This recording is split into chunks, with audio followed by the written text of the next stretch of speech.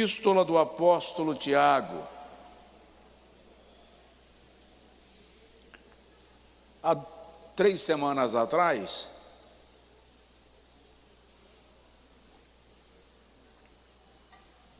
eu falei aqui sobre decretos revogados. Semana passada eu comecei falando aqui sobre anulando palavras de maldição. E como na semana passada nós ficamos apenas na sequência, na introdução, hoje eu quero dar sequência falando sobre anulando palavras de maldição e quero chamar a sua atenção para a postura que eu e você precisamos ter com as nossas palavras, a vigilância, o zelo, o cuidado, assim como com aquilo que a gente ouve.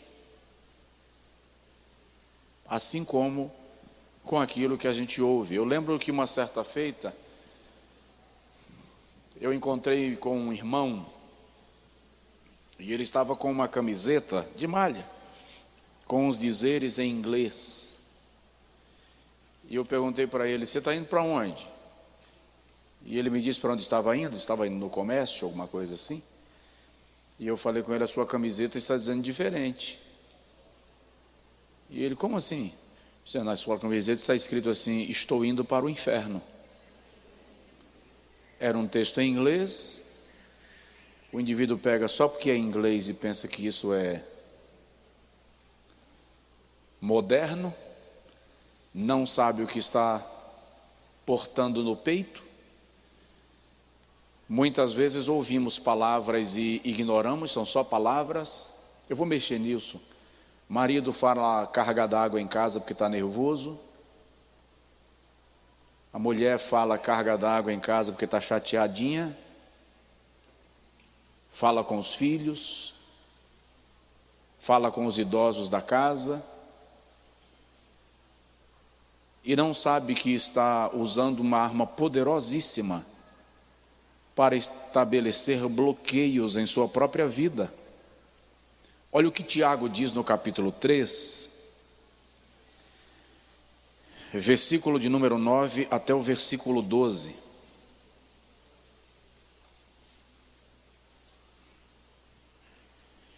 Com ela, ele está falando da língua, bendizemos a Deus e Pai. Alguns se levantaram, eu vou pedir aos demais que puderem, por favor.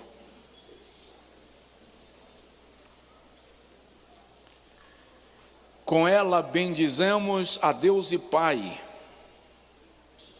e com ela amaldiçoamos os homens, feitos à imagem ou à semelhança de Deus.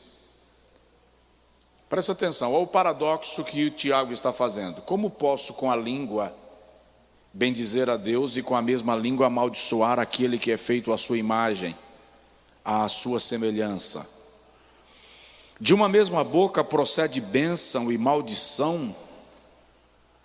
Meus irmãos, não convém que se faça isto, que se faça assim. Porventura deita alguma fonte de um mesmo manancial água doce e água amarga? Meus irmãos, pode também a figueira produzir azeitonas? Ou a videira produzir figos? Assim tampouco pode uma fonte dar água salgada e água doce. Você entendeu? Diga amém.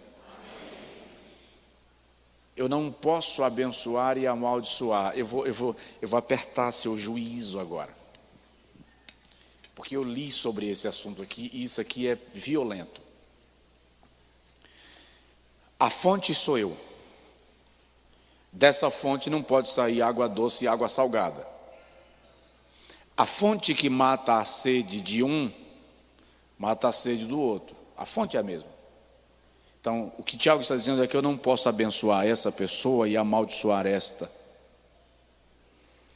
porque eu não sou fonte de bênção e de maldição, ou eu sou fonte de bênção ou sou fonte de maldição.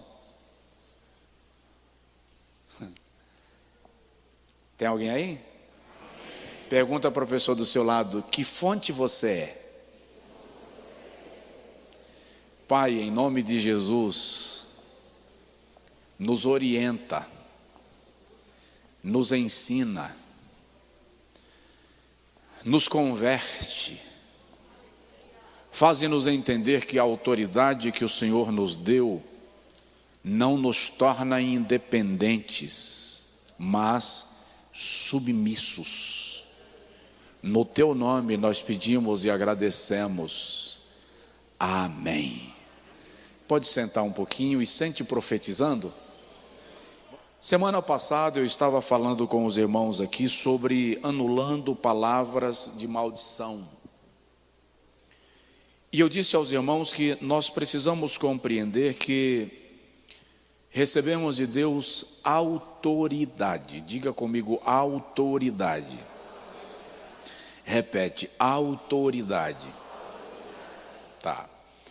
Autoridade para anular ou anularmos qualquer palavra maldita proferida contra nós.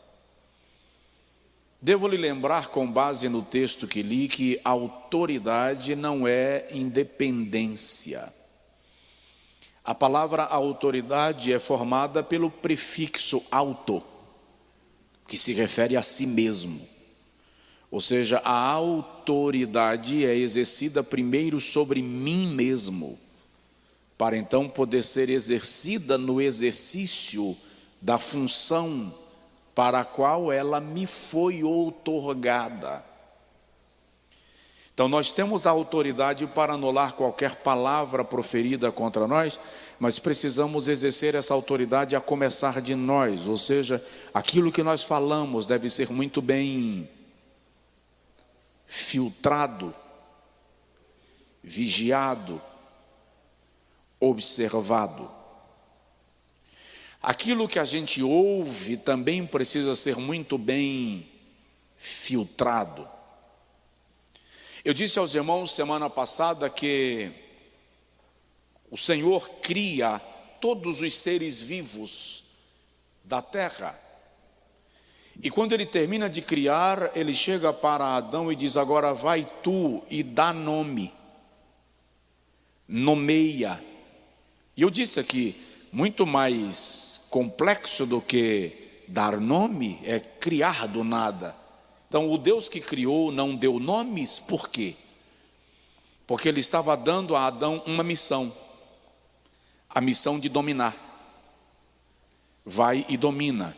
E o Senhor está dizendo a Adão: para você dominar, você precisa conhecer. Então eu estou te dando autoridade para você exercer domínio. E está escrito que tudo aquilo que Adão nomeou, assim foi.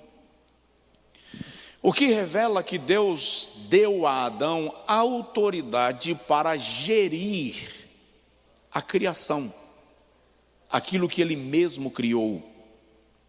E nada do que Adão nomeou, o Senhor corrigiu. Assim foi. Por quê? Porque Deus não atropela a autoridade que Ele delegou. Por esta razão, eu e você precisamos entender que, se recebemos de Deus a autoridade para gerir, para gerenciar, para cuidar do ambiente que nos cerca, das pessoas que estão sob nossa convivência, ou em nossa convivência, aquilo que nós proferimos está no campo da autoridade que Deus nos deu, e essa autoridade não será atropelada. É por isso que eu e você precisamos vigiar no que falamos, porque estamos exercendo autoridade. E o detalhe muito importante é que quem exerce a autoridade responderá pela autoridade que exerceu. Então, cuidado com o que diz e presta atenção nas coisas que você ouve. Eu já contei aqui para os irmãos de um amigo que uma certa feita eu me encontrei com ele no aeroporto de São Paulo. Eu estava indo para Miami, ele estava indo para a China, e estava levando uma maletinha com algumas joinhas, e ele estava com 1,2 milhão em joias, indo entregá-las para compradores chineses. Ou seja, ele estava muito bem, obrigado.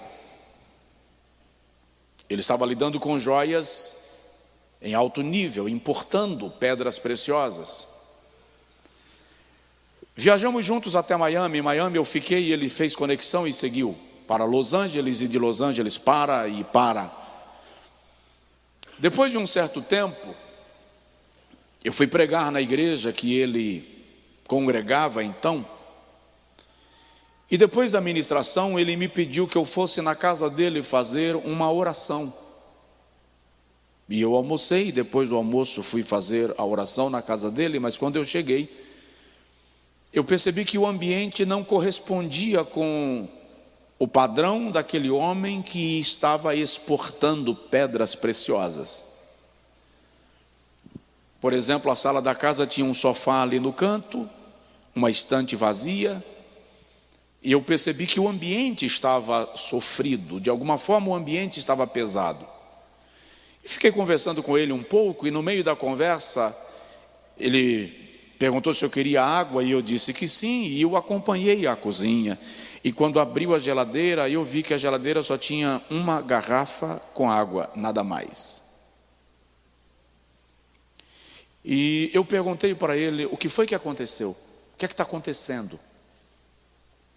E ele disse, não, eu só quero que você ore por mim. Eu disse, tudo bem, eu vou orar por você, mas eu gostaria de saber acerca do que vou orar. As pessoas têm o hábito de dizer assim, pastor, ora por mim, e ficam esperando Deus me revelar alguma coisa. Deixa eu falar uma coisa com vocês, assim, com muita honestidade. Deus quase nunca me revela nada. Quase nunca. Acontece de vez em quando, mas não é uma frequência. E eu disse para ele, não, o que está acontecendo? E aí ele me disse, eu quebrei.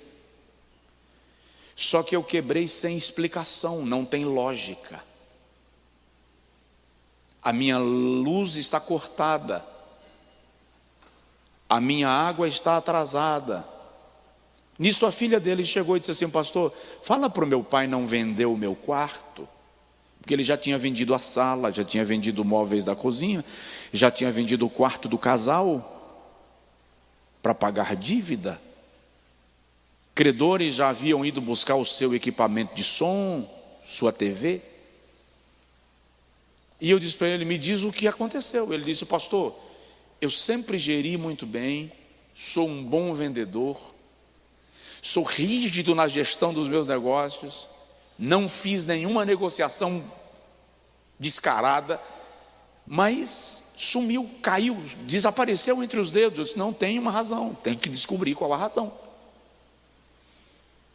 Você precisa fazer uma revisão e descobrir o ponto gatilho. Quando começou? Onde começou? E fui descansar, à noite eu ia pregar e depois do culto eu voltei para a casa dele, depois do culto do domingo à noite. Vamos conversar. E enquanto eu conversava com ele e com a esposa lembrou, porque mulher tem memória, dizem que de elefante é muito boa, né? Mulher tem memória que é um mistério. Você vai atender um casal com 50 anos de casado, com a crise conjugal, quando você vai conversando, ela diz assim, e naquele dia que você disse isso? Aí quando você vai descobrir, foi na época que namoravam. É um negócio. Ela lembrou. E ela disse assim, fulano, ainda lembro o nome dele. E aquele episódio daquele pastor? Ele disse, não, aquilo não tem nada a ver. Eu disse, qual foi o episódio do pastor? E ele disse, pastor, numa das minhas viagens ao Oriente, eu passei na Índia. E comprei uma pacoteira de ternos. Eu não lembro na época se foram 15 ternos, 20 ternos. Mas eu comprei uma série de ternos muito lindos. E os ternos indianos, dizem, são muito belos. E dos ternos eu deixei um reservado para usar no dia X. Um dia muito importante para mim, para minha mulher e tal. E veio um pastor ministrar aqui na nossa igreja, e o pastor me pediu que eu fosse buscá-lo no aeroporto, 500 quilômetros de viagem. Fui buscá-lo, trouxe, ele veio jantar aqui em casa, almoçou aqui em casa, eu cuidei dele. E falando das minhas experiências, das viagens, acabei mostrando para ele os ternos que eu comprei. E num domingo à tarde, ele iria pregar à noite, ele olhou exatamente para o terno que eu não tinha usado ainda, que eu guardei para usar no dia do meu aniversário de casamento, que teria uma cerimônia e tal, e tal, e tal. E ele disse: esse terno é meu. O pregador disse: esse terno é meu. E eu falei com ele: não, faz assim, de todos que eu comprei, escolhe qualquer um. Você pode escolher 2, mas esse aqui eu reservei para uma data muito especial minha e da minha mulher. Não, esse terno é meu. Ele disse: pastor, foi muito constrangedor, ele insistiu demais pelo terno, e eu consegui me controlar e não dei. Minha mulher olhava para mim assim com a cara feia e tal. Ele disse que na viagem de volta para o aeroporto na segunda-feira, o pregador falou assim: você não vai me dar o terno, né? Disse: rapaz, eu não posso, escolhe qualquer outro e tal. E o pregador falou assim: pois eu quero declarar sobre a sua vida uma maldição. Você vai vender a roupa para comprar comida. Você vai vender os móveis da casa para pagar o pão. Você vai vender o quarto da tua filha para pagar a água. E o cara derramou o veneno dele. E eu falei com ele: e você não disse nada? Disse: não, pastor, eu não dei importância, achei que era só um cara egoísta, magoado, porque não conseguiu o que queria. Depois eu vou falar o que é um pastor, uma autoridade. Eu falei: mas é exatamente aí que estava o perigo. Era alguém exercendo autoridade, lançando sobre você uma obra de feitiçaria. Mas era um pastor, podia ser um pastor, mas estava exatamente naquele momento sendo um profeta das trevas contra a sua vida. Isso não é pastor? E tem a ver? Aí a esposa deu aquele tapa na mesa e disse: eu falei. Eu te disse, que é outro mistério de mulher, né, irmão? Passa 1000 anos, mas ela vai dizer assim: eu te avisei.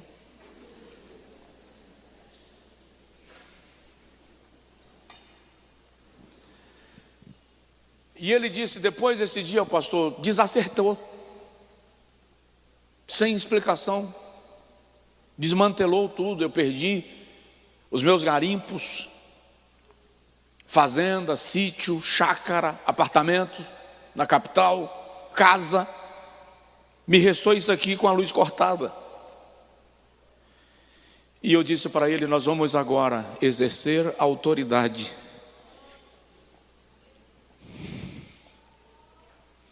E em oração nós vamos quebrar esta obra maligna na autoridade do nome de Jesus Cristo.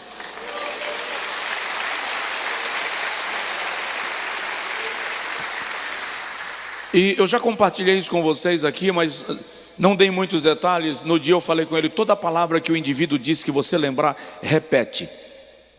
E quando você repetir, a tua esposa vai dizer: eu anulo em nome de Jesus.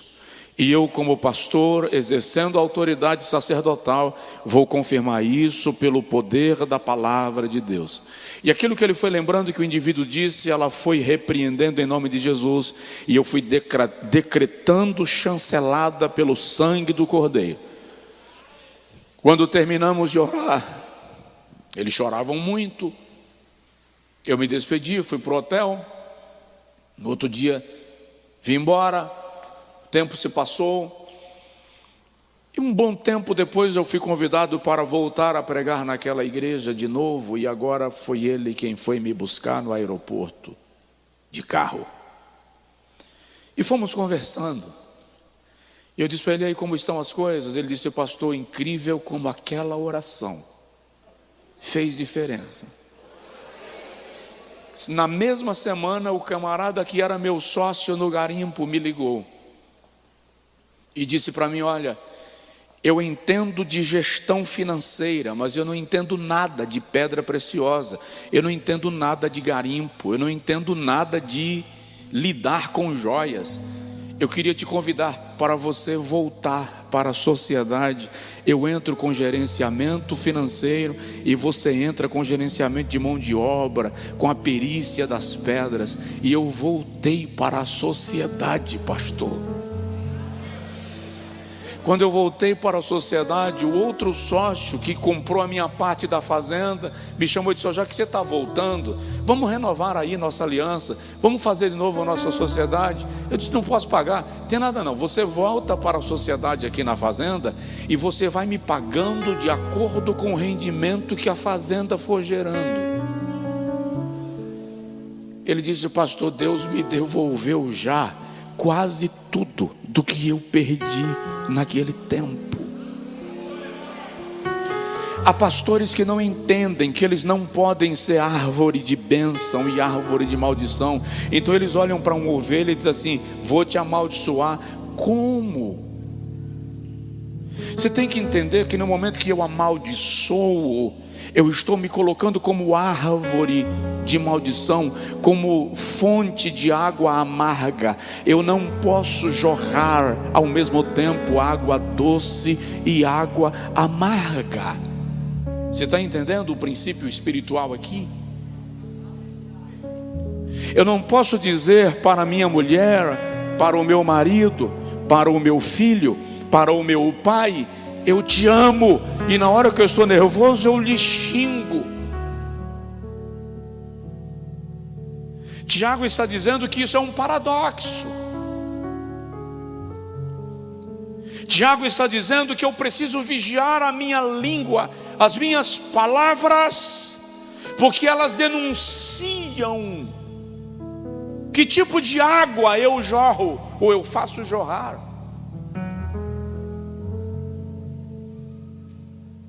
Mas pastor, minha mãe me amaldiçoou quando estava grávida, me amaldiçoou na infância, meu pai me virou as costas, me abandonou, rogou pragas contra mim, meu marido, minha esposa.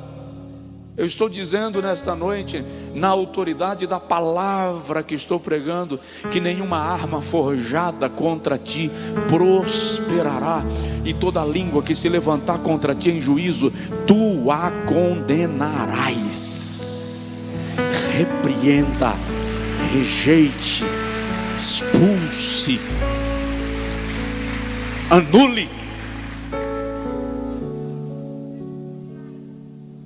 Mas como eu posso fazer isto? Eu quero trazer para os irmãos algumas posturas que nós podemos e precisamos tomar diante destas palavras. Eu sou a ovelha ruim da família. Como assim? Alguém me disse certa feita, pastor, que eu nasci para dar errado. Quem disse? Deus é o teu Criador, Jesus é o teu Salvador, e aquilo que Ele diz ao teu respeito é que prevalece, porque Ele é Senhor.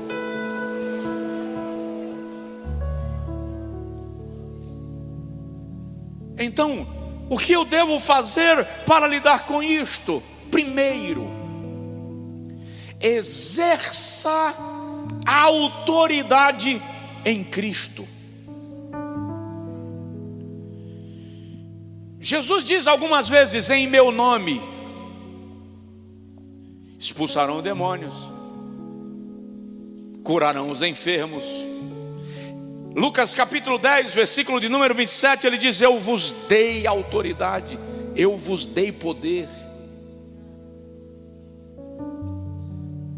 Para que essa autoridade? Para amaldiçoar quem me amaldiçoou? Não, porque você não é fonte de água amarga, você é fonte de água doce.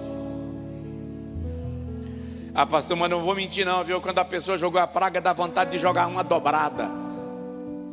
Você é fonte de água doce. Fala aí com teu vizinho: você é fonte de água doce. Para de falar besteira com teu marido, irmã. Para de falar idiotice com a tua mulher, marido. Lá na frente, você não sabe por que deu pane, o casamento foi por ferro velho. Lembrei agora de uma irmã, estava pregando em Vitória da Conquista, e depois do culto me levaram para almoçar na churrascaria de um casal da igreja. E quando eu estava almoçando, chegou uma senhora chorando muito, e ela disse: pastor, meu marido foi embora, e eu já fiz de tudo para ele voltar e ele não quer, mas ele ama muito o seu ministério, ele ouve todas as suas pregações, eu não posso perder a oportunidade. O senhor aqui em Vitória da Conquista, pelo amor de Deus, vai lá onde meu marido está, pede para ele voltar, que se o senhor pedir, ele atende. Não, espera aí, deixa eu entender. Por que ele foi embora? A gente estava brigando muito e tal. Mas por que estava brigando muito? Ele está desempregado há não sei quanto tempo, pastor. Sim, mas o fato dele estar desempregado estava causando briga. Por que exatamente? Porque eu estava dizendo para ele: vai embora, vagabundo, não quer trabalhar, sai de casa, preguiçoso. Sim, irmã, eu não vou lá mandar ele voltar. A senhora viu como ele é obediente? A senhora mandou ele ir, ele foi. Vai lá, chama ele para voltar, que ele volta. Agora, quando ele voltar, a senhora para de falar bobagem. Exerça a autoridade para lançar palavras de bênção.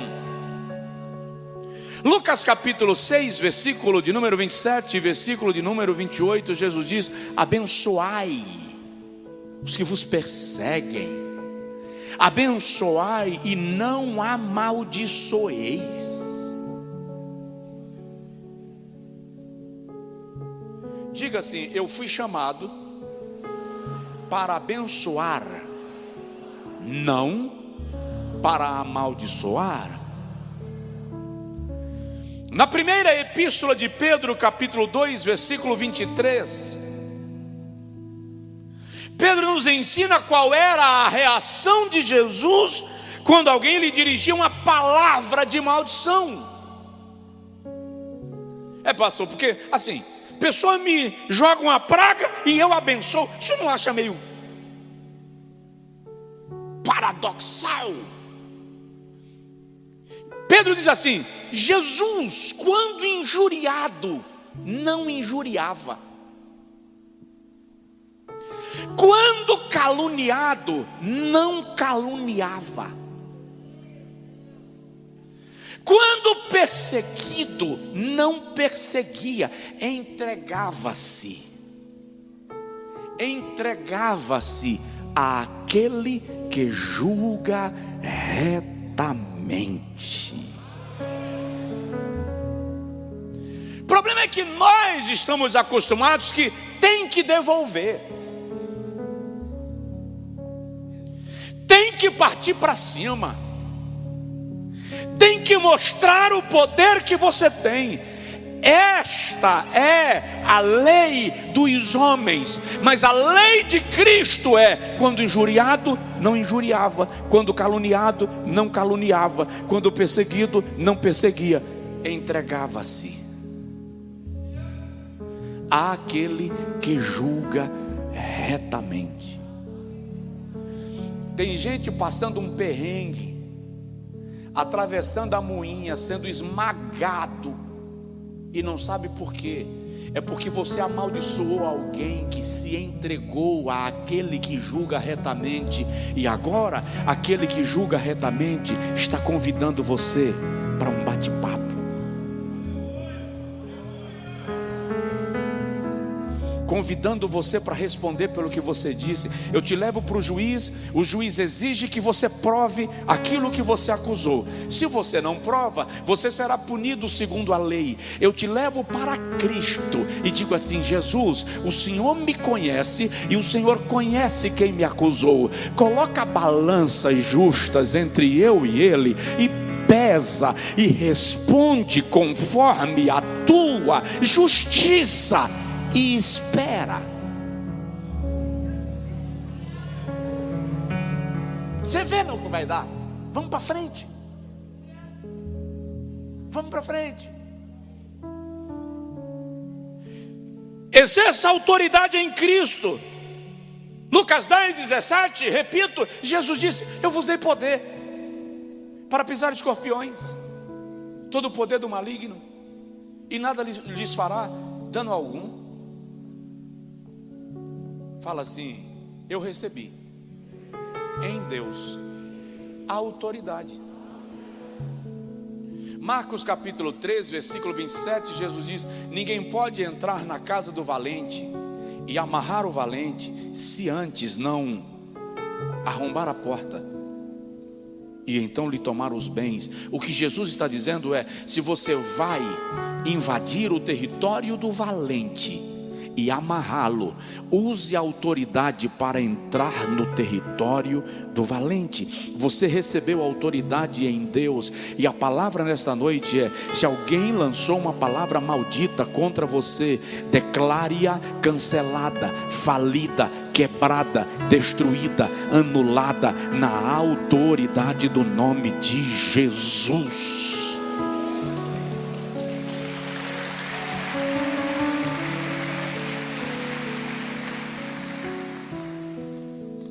Presta atenção. Provérbios 26 diz que a maldição sem causa não encontrará pouso. Então, se alguém jogou maldição, você repreende em nome de Jesus. Ela não vai pousar em você, ela vai ter que voltar para pousar em algum lugar, e ela vai encontrar pouso exatamente de onde ela veio. Segundo, como é que eu lido com palavras de maldição? Fiscalize as suas palavras.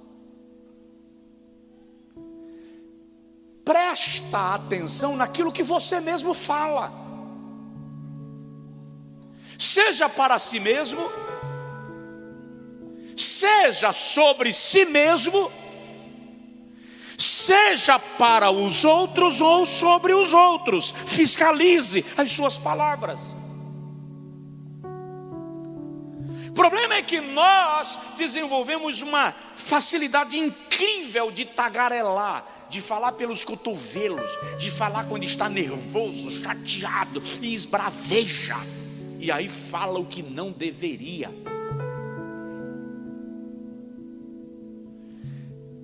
Primeira coisa que me ocorre quando eu estou nervoso é que eu travo, eu não falo, eu não converso. Está com raiva? Está nervoso? Pelo amor de Deus, para de me incitar. Deixa quieto. Vou morgar em algum canto. Meu avô, quando estava de veneta, como ele chamava, meu avô materno, quando ele estava de veneta, azoado, ele pegava o chapéu e colocava em cima da sobrancelha, você não via os olhos dele. Aí quando nós, os netos, chegávamos, não precisava nem dizer bênção, vô, ele não ia responder. E se você perguntar para ele: por que o senhor nem a bênção o senhor responde? Ele ia dizer assim: acabado aí, que é melhor não falar nada do que falar o que não deve. Assunto encerrado. Salmista, no Salmo de número 141, versículo 3, diz assim: põe um guarda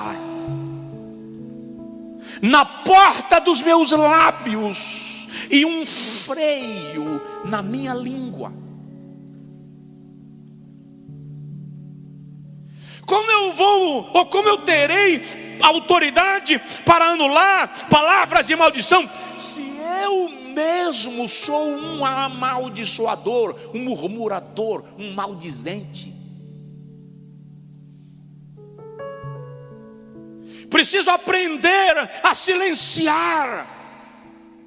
Provérbios, capítulo de número 6, versículo de número 2. Salomão nos orienta e diz assim: se te deixastes enredar pelas próprias palavras, e te tornastes prisioneiro das palavras que saíram da tua boca.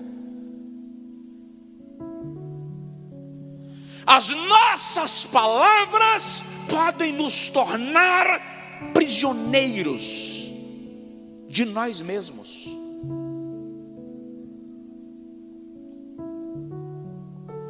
Ainda em Provérbios, capítulo de número 16, capítulo 13, versículo de número 2, Salomão diz: do fruto da boca cada um come o seu bem, mas a alma dos amaldiçoadores comerá violência. Ei, você come daquilo que você profere, do fruto da tua boca.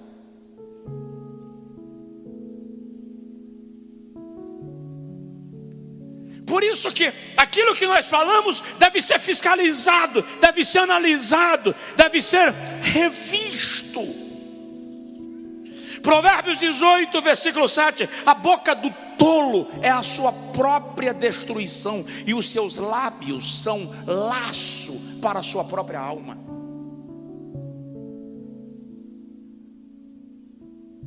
Fiscaliza o que você diz. Do seu trabalho, do seu salário, do seu patrão, da sua mulher, do seu marido, da sua família, do seu vizinho, da sua igreja.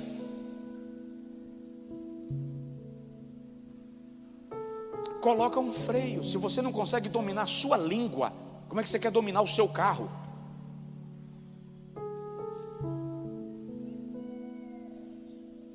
Capítulo 3 de Tiago,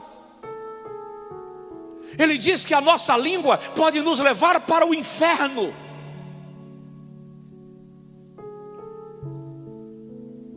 Nós julgamos e sentenciamos os pecados de todos ao nosso redor.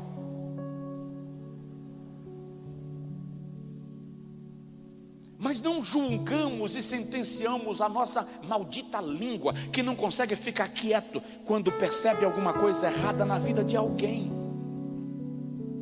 E nós pensamos que o outro é mais pecador só porque ele é menos fofoqueiro.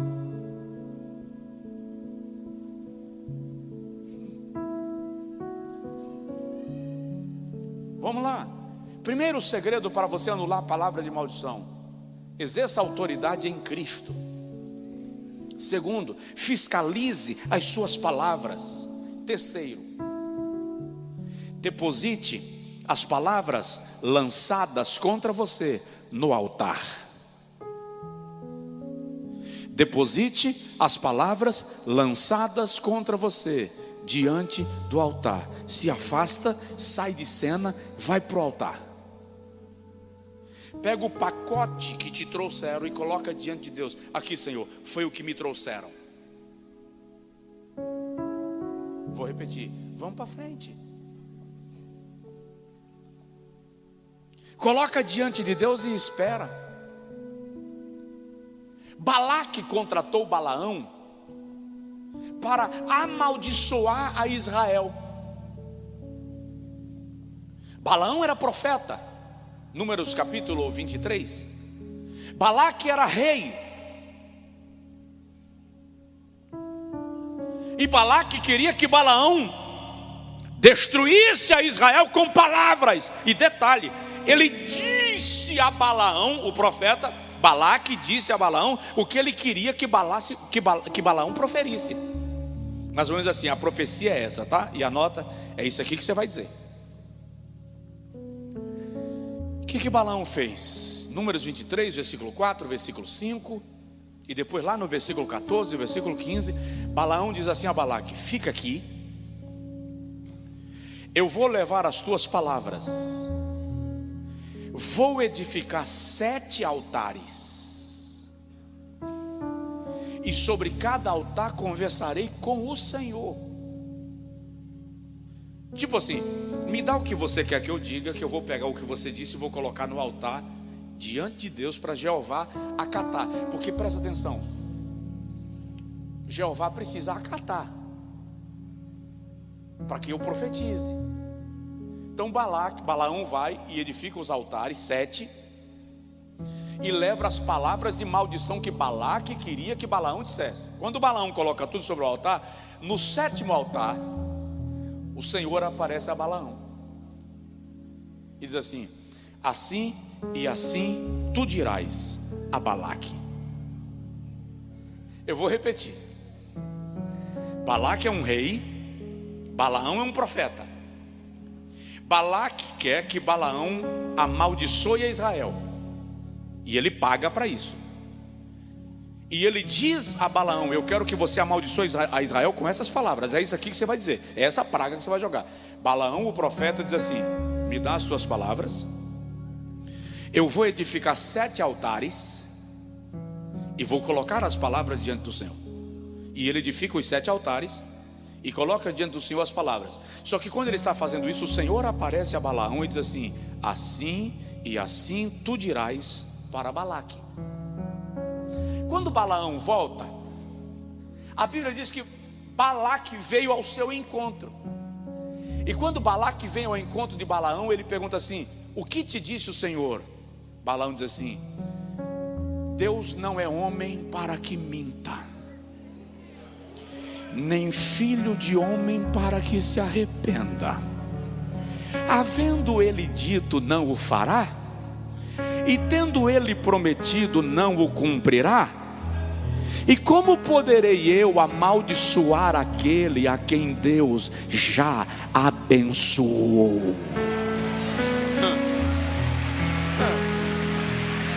Aleluia! Teira suri rei darabadagai refa suri ogadai.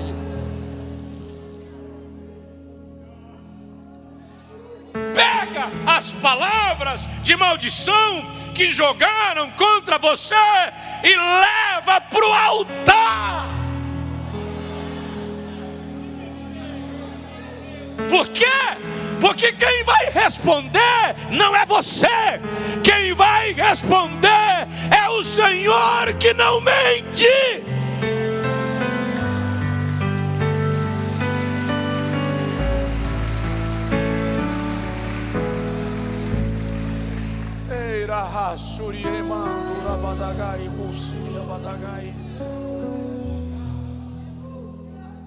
Aleluia.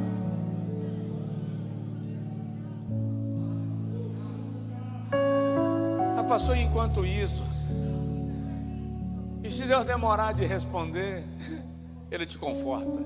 Vai ficar tranquilo, Ele te conforta. Ele te conforta. Oh, aleluia.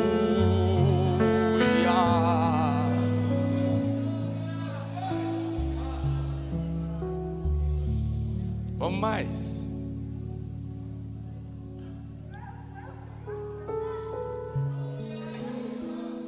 Quarto lugar. Como é que eu vou lidar com as palavras de maldição? Primeiro, exerça a autoridade em Cristo. Segundo,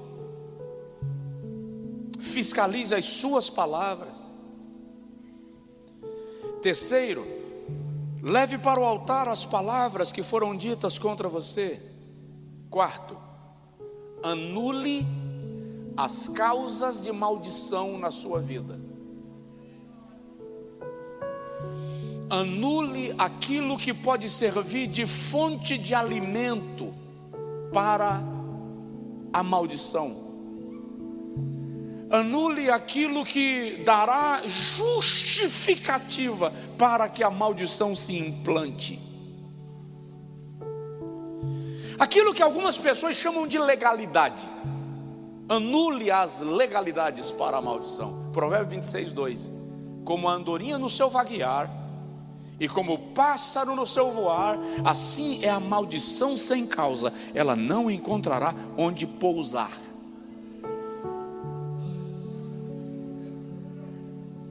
Faz uma análise e veja na sua vida aquilo que pode servir de fonte de alimento para a maldição, e mate de fome.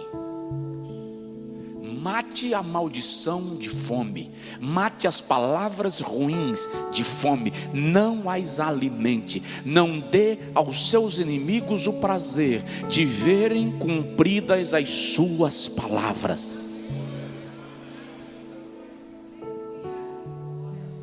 Sabe qual é uma das primeiras estratégias dos médicos para enfraquecer o câncer? Anular a fonte de alimento. O tumor não pode ser nutrido, regado, alimentado. As suas fontes de nutrição, aquilo que lhe fortalece no organismo, precisa ser bloqueado. Se você quer vencer o ódio, pare de nutri-lo. Se você quer vencer a maldição, pare de nutri-la. Chama o Senhor para uma conversa e diz para Ele: Senhor, aquilo que for causa de maldição na minha vida, eu estou pedindo ao Senhor que seja desfeito. Me ajuda a acabar com a fonte de maldição. Presta atenção, gente. Rato, barata, aranha, bichos peçonhentos só permanecem onde tem sujeira. Pode até passar uma barata aqui, mas ela só fica onde tem lixo. Entende isso? Esses dias um irmão, ele é empresário no ramo de aplicação de piso, porcelanato líquido e outras coisas da modernidade. E ele me disse assim: pastor, você sabia que barata não sobrevive em piso branco? Você sabia que aranha não consegue correr em piso branco? Ele disse: você sabia que se uma cobra entrar numa casa com o piso branco, ela não consegue se esconder porque ela fica tonta? Limpa o piso da tua vida, deixa branco como a neve, deixa alvo como as penas da pomba. A sujeira não vai permanecer, e assim ratos, baratas, aranhas não vão encontrar lugar para fazer ninho. A maldição será anulada pela autoridade, na autoridade do nome de Jesus.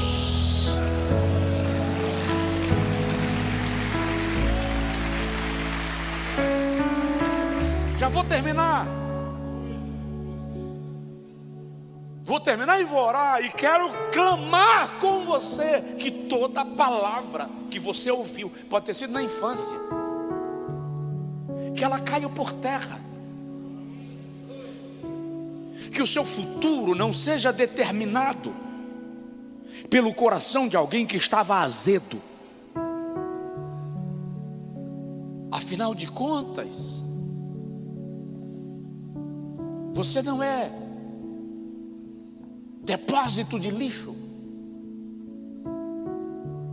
Você não é coalhada. Coalhada é feito de quê, irmão? Leite azedo. Não deixe o coração azedo de ninguém definir o seu sabor. Vamos lá. Quinto lugar, para anular palavras de maldição. Lá vai, isso aqui é pesado. Isso aqui é ruim de fazer, irmão Micael. Mas é ruim, com força. Quer ver? Perdoe quem proferiu a palavra contra você. Ah, pastor, aí o senhor está querendo demais. O senhor está querendo muito, pastor. Não. Perdoe quem proferiu a palavra de maldição. Se você soubesse o poder espiritual do perdão, se você soubesse o poder terapêutico do perdão, Se você soubesse o poder transformador do perdão. Só para começar, quem não perdoa está dando mais valor à ofensa do que ao seu próprio bem-estar.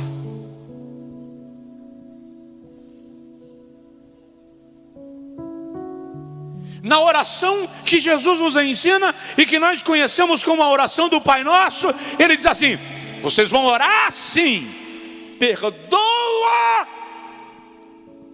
as nossas ofensas, assim como, olha o grau de igualdade, assim como perdoamos aos que nos ofenderam. Eu quero que o Senhor me perdoe do mesmo modo que eu perdoei a pessoa que me atingiu. Fala sério, olha bem para mim, porque não sei por que razão as máscaras cobrem o nariz e a boca, mas não cobrem os olhos, porque agora eu queria meu olho fechado, pastor. Se Deus te perdoar da mesma forma que você perdoou aquela pessoa, você entra no céu?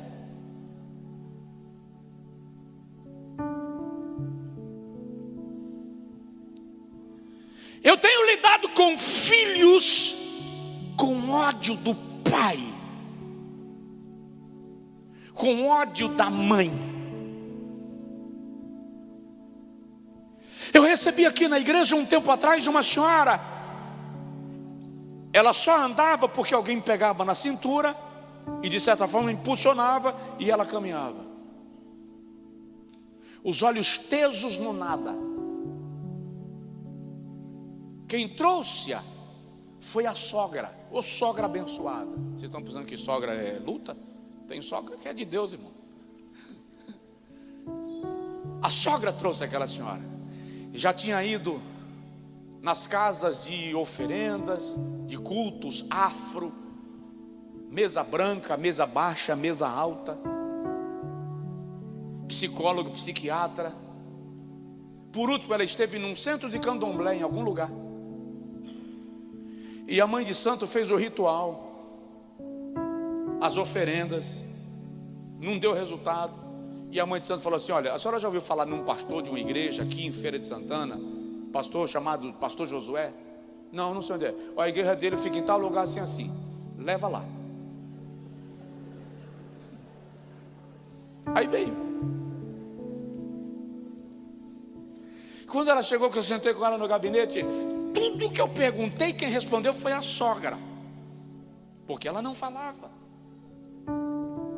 Só que enquanto a sogra respondia, eu olhava para ela, porque eu queria compreender que relação estava entre ela e aquilo que a sogra estava falando. Em dado momento, por alguma razão, eu perguntei assim: como é a tua relação com a tua mãe? As lágrimas caíram. Isso aqui Deus me deu o caminho. Quando a sogra foi responder, ela ainda começou a falar assim: pastor, a mãe dela a abandonou quando ela tinha 2 anos de idade. Eu disse: agora eu queria que ela me respondesse. Muito lentamente ela disse: We were in love that never meant to stay. Some things are real, even when they fade.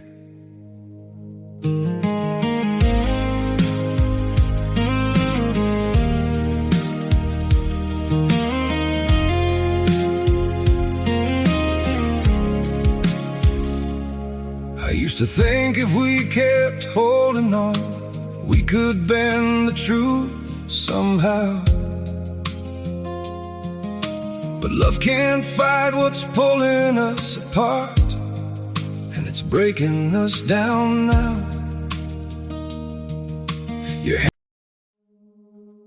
We were in love that never meant to stay. Some things are real,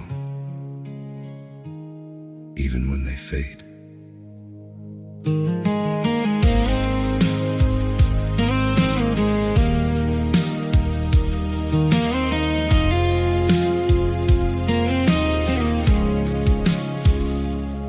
I used to To think if we kept holding on, we could bend the truth somehow.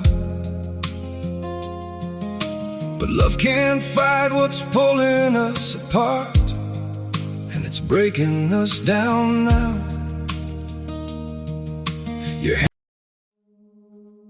We were in love that never meant to stay. Some things are real, even when they fade.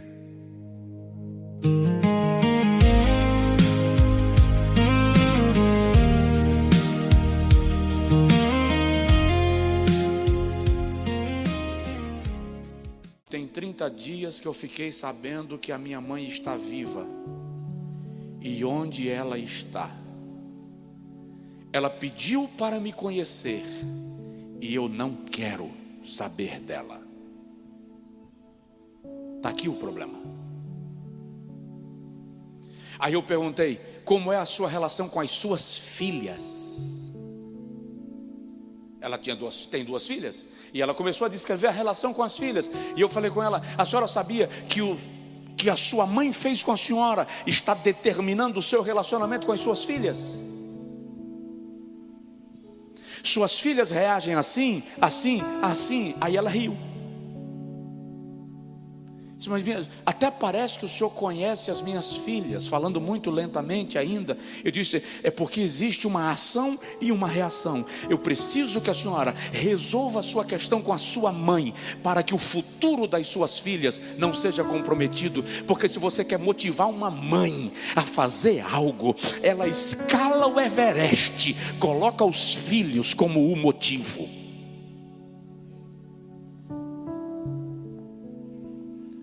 Não comprometa o futuro das suas filhas por causa daquilo que a sua mãe lhe fez no passado. Perdoe a sua mãe. Aceite conhecê-la. E quando conhecê-la, diz para ela: minha mãe, eu lhe perdoo por ter me deixado. Mas pastor, é muito difícil. Eu não disse que é fácil, eu disse que este é o caminho. Aí a sogra disse: pastor, ela e o marido estão em crise financeira, a empresa está quebrando, o relacionamento está quebrando. Eu disse para ela: a senhora vai fazer uma viagem com o seu marido e com as suas filhas, um finalzinho de semana, só não vai fazer nada. A senhora vai comer, dormir, brincar com as suas filhas, namorar com o seu marido. Come, dorme, brinca com as meninas, namora com o teu marido. Deixa o final de semana para isso. Ela disse: isso não resolve nada. Eu falei com ela: a senhora vai perceber que domingo, quando a senhora voltar, a senhora vai voltar nutrida, fortalecida e terá condição de encarar a sua mãe. Mas irmão, dito e feito. Eles foram, passaram um fim de semana, me pediu indicação de um hotel, eu dei a indicação do hotel, passaram o final de semana, voltaram, não eram membros da igreja, não eram evangélicos. Domingo à noite, quando voltaram da viagem, estavam aqui no culto. Na semana seguinte ela conheceu a mãe, se perdoaram e vieram aqui agradecer. E para a glória de Deus, a família encontrou-se com Jesus.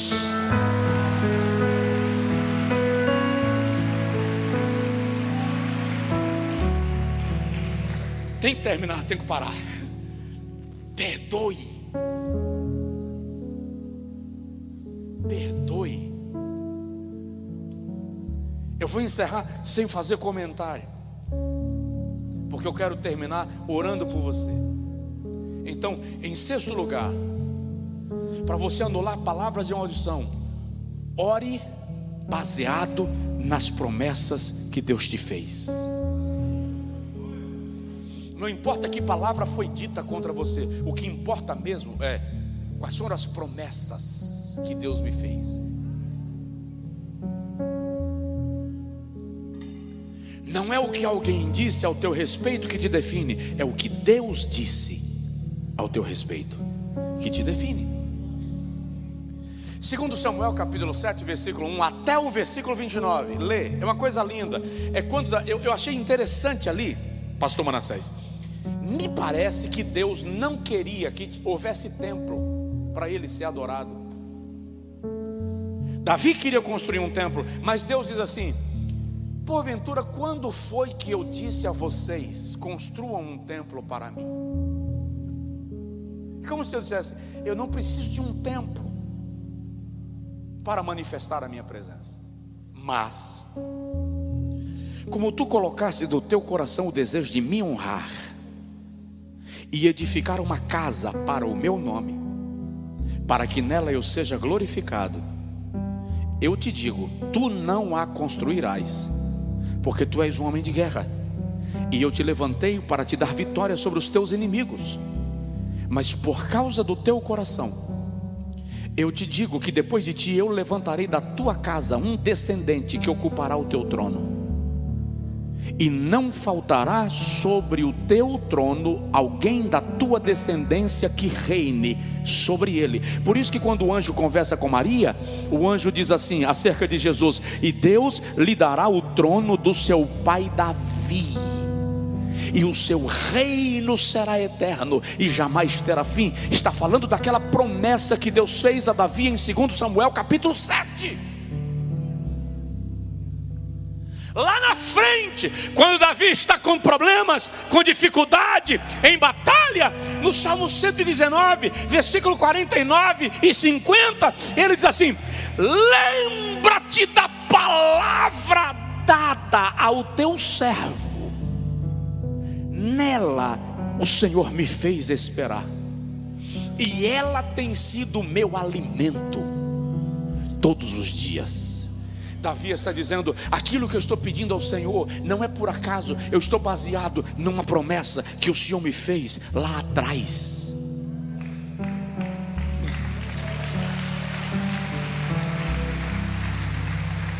Olha, irmão, eu oro muito para que vocês entendam o que está sendo ministrado ao seu coração, porque se você entender, irmãozão, não tem montanha que você não escale. Tem um cântico muito antigo que diz assim: conta quantas bênçãos são. Tem um outro cântico não tão antigo quanto, que diz assim: eu tenho a marca da promessa. Quais são as promessas de Deus em sua vida? Quais são as promessas que Deus já lhe fez? Queridão, pode empenar o eixo da terra. Aquilo que Deus disse vai acontecer. Vai acontecer.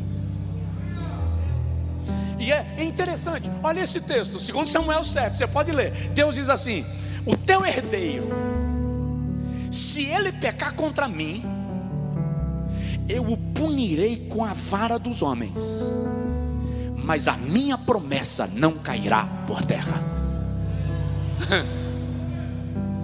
O camarada pode até ter feito algo. Olha, Salomão vai errar na trajetória, e se ele errar, ele será punido, porque eu sou Deus de justiça, mas a minha promessa vai prevalecer. Fica de pé, por favor. Quais são as promessas que você tem? Alguém jogou uma palavra de maldição contra você, mas você tem promessas que suplantam, que estão acima disto. Deixa eu te contar duas coisas. Certa feita,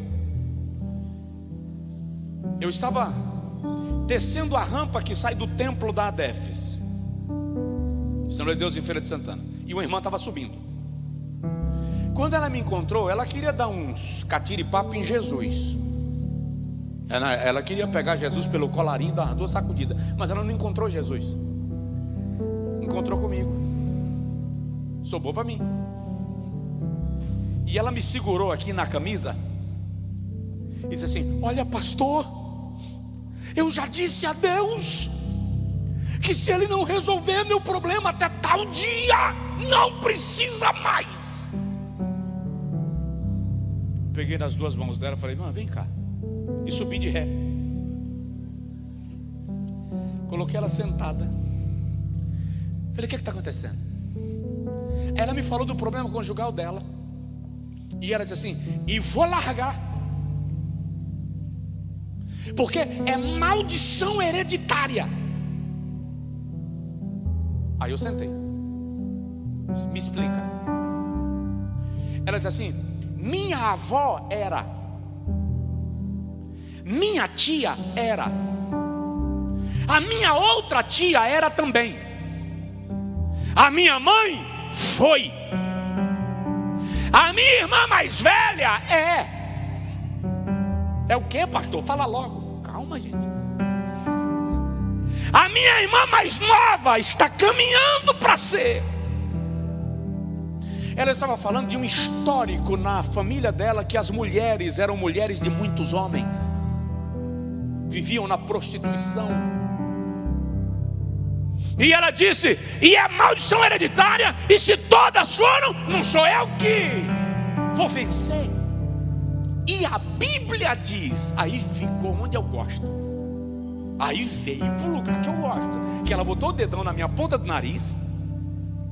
E a Bíblia diz que a maldição dos pais nos filhos vai até terceira e quarta geração. E ela foi falando e eu levantando o nariz, falando. Eu disse: irmã, estou quebrado no meio, como dizem lá fora, torado na emenda. Eu disse: por que, pastor? Como assim? Eu disse: irmã, eu não sou crente porque as minhas gerações anteriores eram. E contei para ela um pouquinho das minhas 3 gerações atrás. Só para tu ter uma noção, a minha bisavó paterna era índia. Foi presa no mato e amarrada para amansar. E enquanto estava sendo domada, ela invocava os demônios das matas e amaldiçoava quem lhe prendeu. Sabe quem prendeu ela? O santo bisavô, que era bruxo e que tinha um patuá cravado no crânio por dentro do couro cabeludo,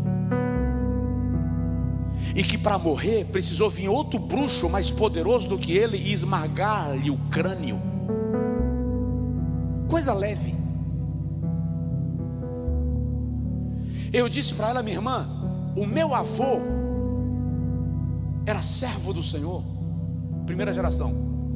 Meu pai é servo de Deus, segunda geração. Eu sou servo de Deus, terceira geração. Mas se a maldição vai até a quarta, meu avô estava debaixo de maldição, meu pai, eu, e nem meu filho escapa, só meu neto. Talvez. Ela fez: e aí, pastor? Eu disse: aí que a senhora não leu o versículo todo.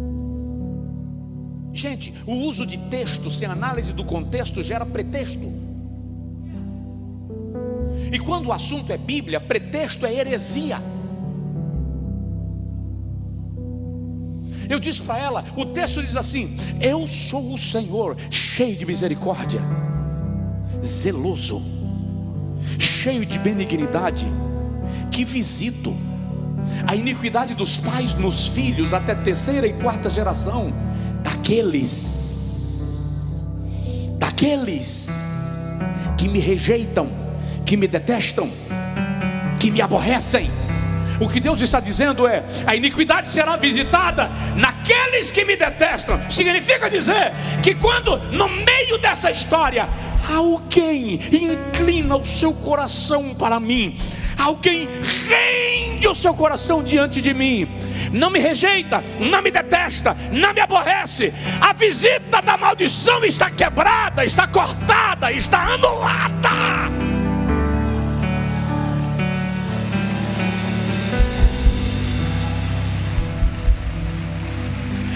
E o Senhor diz assim: o mesmo Deus que disse: visito a maldição, a iniquidade dos pais, dos filhos, até terceira e quarta geração, Ele também diz: eu visito e abençoo até 1000 gerações daqueles que me amam. Olha que coisa extraordinária. E você tivesse fogos aqui, era para soltar. Ele visita a iniquidade até terceira e quarta geração, mas quando alguém se rende, ele visita para abençoar até 1000 gerações daqueles que me amam.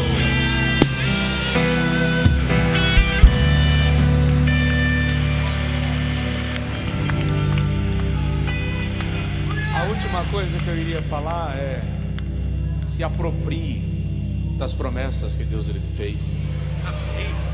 Tome posse delas. Caminhe na direção daquilo que o Senhor te prometeu. Para de se apegar às palavras de maldição. Marcha. Meu pastor, Faraó vem atrás. Deixa Faraó entrar no mar, porque o mar está aberto para você, não para Faraó. O mar está aberto para você, não para Faraó. Então atravessa, pode ir que Deus está tratando de Faraó atrás de você.